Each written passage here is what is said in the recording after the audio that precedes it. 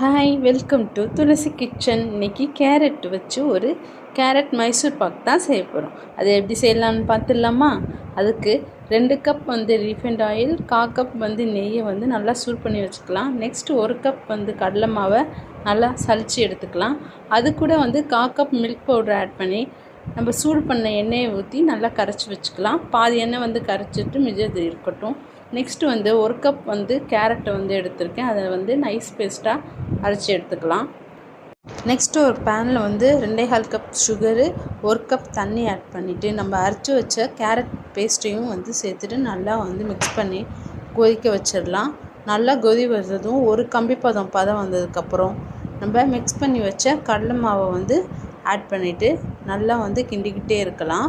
அது நல்லா கொதிக்கும் போது மிச்சம் இருக்கிற எண்ணெயை கொஞ்சம் கொஞ்சமாக ஆட் பண்ணிகிட்டே இருக்கலாம். நல்லா மிக்ஸ் பண்ணிகிட்டே இருக்கணும் கைவிடாமல்.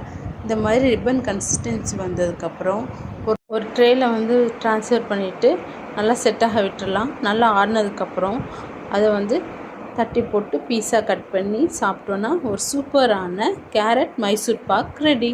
ரொம்ப டிஃப்ரெண்ட்டாக இருக்கும். கண்டிப்பாக ட்ரை பண்ணி பாருங்கள். இந்த ரெசிபி உங்களுக்கு பிடிச்சிருந்தா நீங்களும் செஞ்சு பார்த்துட்டு சாப்பிட்டு பாருங்கள். நெக்ஸ்ட் ஒரு ரெசிபியோட சந்திக்கிறேன். பாய்.